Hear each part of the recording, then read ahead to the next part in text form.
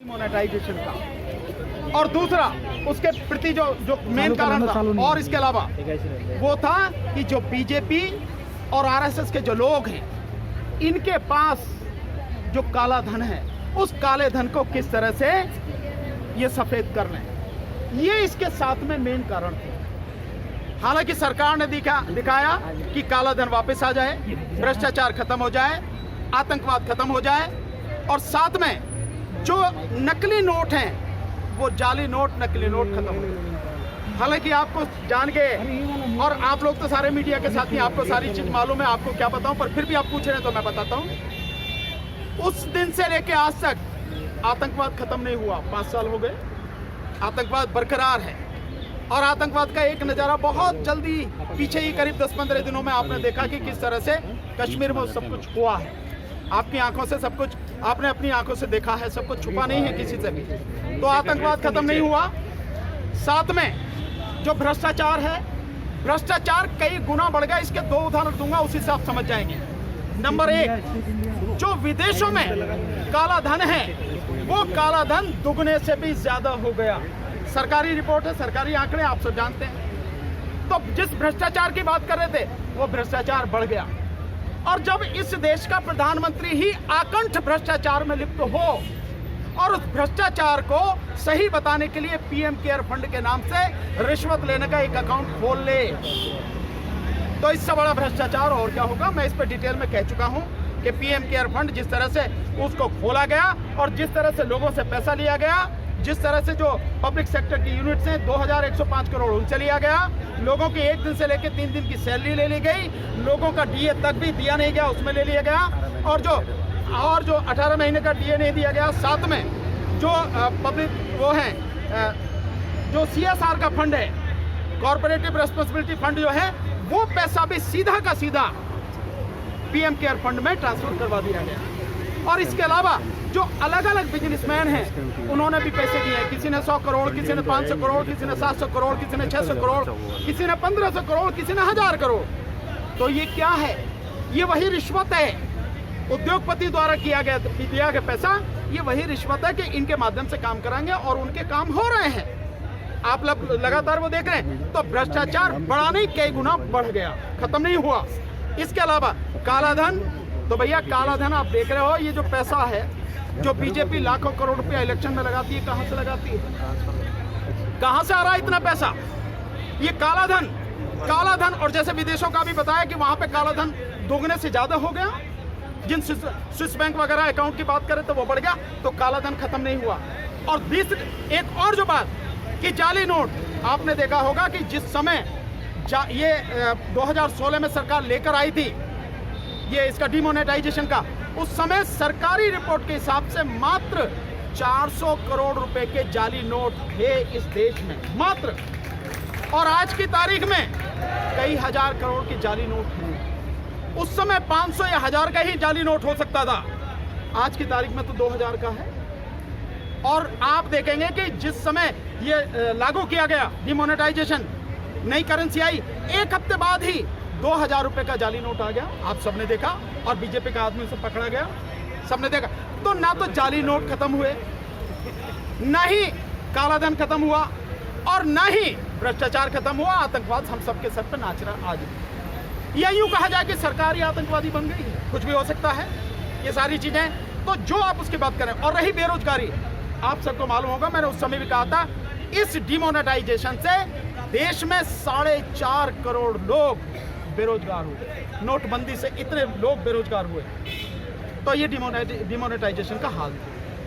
तो त्रिपुरा में जो हिंसा हुई है, उसको लेकर वहाँ की सरकार ने 102 लोगों की मामले दर्ज किए, और उनमें पत्रकार भी शामिल है, वकील भी शामिल है, जो वहाँ की हालिया स्थिति को दिखाने गए। आपको ध्यान होगा जिस समय 2019 में ये सरकार लेकर आई थी UAPA कानून, मैंने उसी समय सब लोगों को बताया था, सब लोगों को कहा था कि ये जो कानून है, ये कानून उन लोगों के खिलाफ इस्तेमाल होगा जो सरकार की गलत नीतियों के खिलाफ आवाज उठाएंगे, चाहे वो सामाजिक कार्यकर्ता हो, चाहे वो राजनीतिक लोग हों, चाहे वो साहित्यकार हों, चाहे वो पत्रकार हों, चाहे वो लेखक हों, कवि हों, और चाहे वो वकील हों, कोई भी हो, ये उन्हीं के खिलाफ होगा।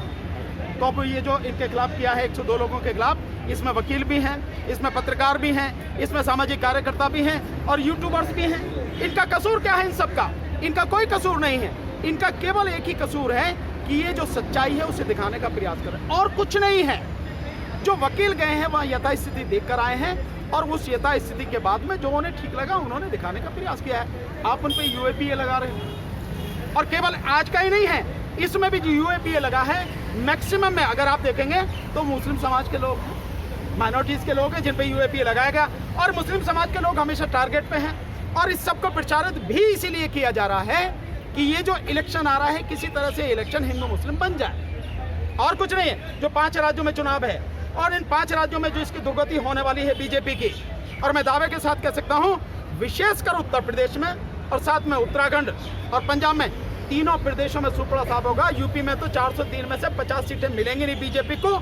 कई सीटों पर जमानत जब्त होगी, 5 में 6 नंबर पर बीजेपी जाएगी। जो हकीकत है वो ये है क्योंकि मोदी जी की जो पॉपुलैरिटी है वो माइनस में इस समय है और इसीलिए मोदी जी को 5 राज्यों के जो चुनाव है उसमें चेहरा नहीं बनाया जा रहा है।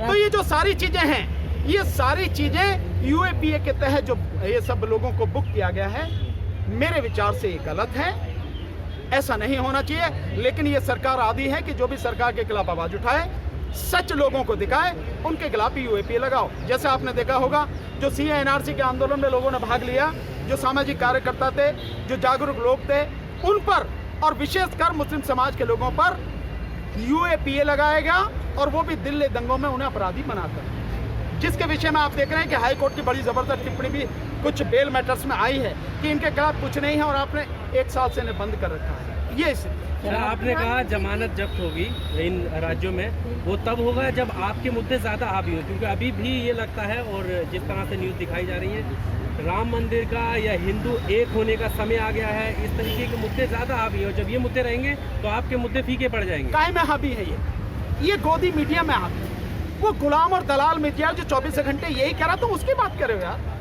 आपके उसमें क्या नहीं है ना? ये नहीं है हावी। अगर ये होते तो हिमाचल प्रदेश में क्या हावी था?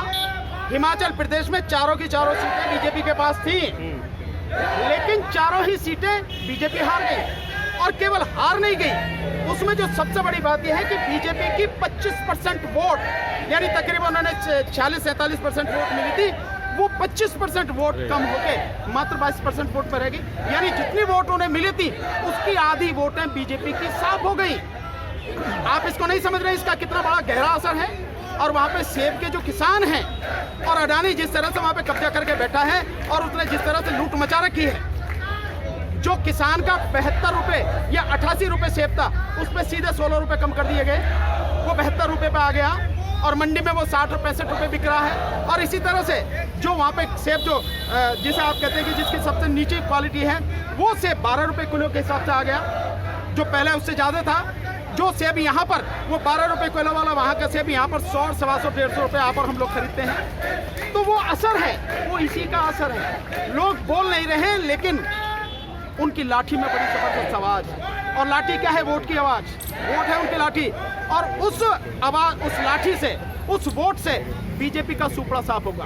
केवल यही नहीं, आप इसका नजारा और देखिए, दूसरी तरफ देखिए कि राजस्थान में जो चुनाव हुआ है, ये बाई इलेक्शन हुआ 2 सीटों पे, उनमें भी एक सीट पर 3रे नंबर पर और दूसरी सीट पर 4थे नंबर पर आई है बीजेपी।